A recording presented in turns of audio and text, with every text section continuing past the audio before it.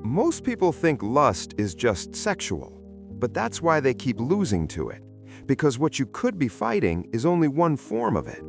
And here's the truth nobody tells you. You can overcome one type of lust and still be completely controlled by another. So the real question is not if you are struggling with it, but which one is actually controlling you right now. Most people reduce lust to one thing, looking at the opposite sex. But Scripture reveals something much deeper. Lust is not just what your eyes see. It is a system operating within your soul. It can hide in your vision, your thoughts, your emotions, even your body. And if you only fight one expression of it while ignoring the others, you may win small battles, but you will keep losing the war. In the New Testament, the Greek word often translated as lust refers to an intense craving for something forbidden. It is when a desire, whether good, neutral, or sinful, becomes disordered and begins to control you. That's why lust is not limited to sexuality. It is any desire that has moved out of alignment with God's design. In this message, we're going to uncover 4 dimensions of lust that every person must confront. The first is visual lust, often described as the lust of the eyes. It begins with what you look at, but it doesn't stop there. What you see is processed, replayed, and eventually desired. Jesus made this clear when he taught that a man who looks with intent, who stares, imagines, and feeds desire, has already crossed a line internally. This means there is a difference between seeing and looking to lust. Visual lust turns your eyes into a tool for sin. Instead of seeing people as individuals, you begin to reduce them to objects. That's why things like pornography are so destructive, not just morally, but spiritually. They train your mind to disconnect humanity from dignity. This is why guarding your eyes matters deeply. What you allow yourself to stare at today can take hold of your thoughts tomorrow. And the enemy understands this strategy. He constantly pushes images through media, ads, social platforms, and everyday encounters, not by accident, but as an attack on your visual gate. So the solution is not just prayer, it's discipline. You reduce exposure, you set boundaries, you learn to turn away quickly, not out of weakness, but wisdom. The second form is mental lust. This is more subtle and often more dangerous because it operates internally. Here, the enemy doesn't need new images. He reuses old ones. Things you saw years ago, moments you didn't guard, images you once entertained.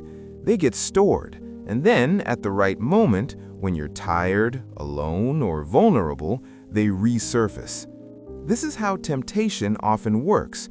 It begins in the imagination long before it shows up in behavior. Mental lust is when you replay, fantasize, and entertain thoughts that pull you away from purity. Outwardly, everything may look fine, but internally, a whole world is active. That's why transformation starts in the mind. If you don't confront what you think about, it will eventually shape what you do. So, the battle here is intentional. You don't entertain every thought, you challenge it. You don't host every image, you replace it. You fill your mind with truth, not emptiness, because an empty mind is not a clean mind. It's an open door for the devil to attack. The third type is emotional lust. Many people overlook this one. They assume they're fine because they're not physically involved with anyone. But emotionally, they are entangled everywhere. Constant chatting, flirting, seeking attention, feeding off validation. This is often driven by loneliness. You feel unseen, unappreciated, disconnected. And suddenly, someone appears, giving you attention, showing interest, saying the right things you desire to hear. At first, it seems harmless, but slowly, your emotions begin to attach.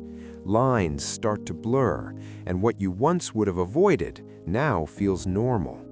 Emotional lust is not always about desire for a person. It can also be a desire to be desired, a craving for attention, a need to feel important. And when that becomes your source of validation, you become vulnerable. The solution here is honesty. You have to confront your motives.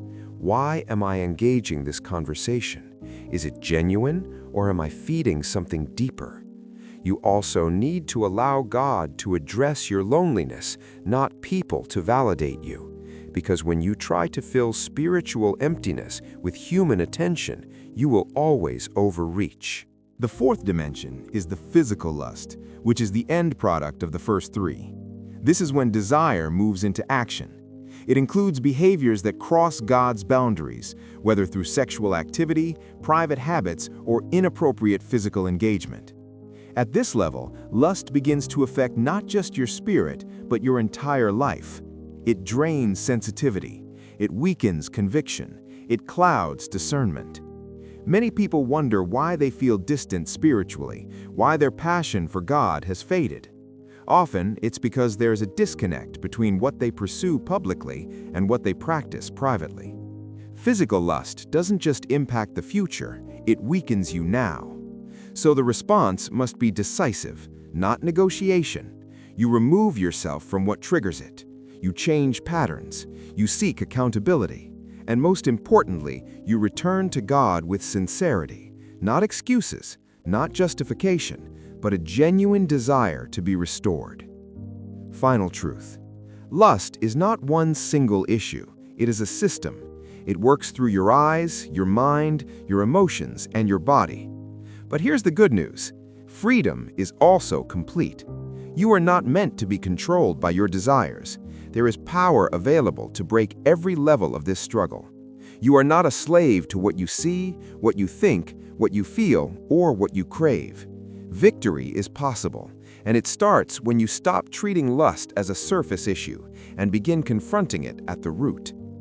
If this message helped you, subscribe for more content that strengthens your walk and sharpens your spiritual discipline.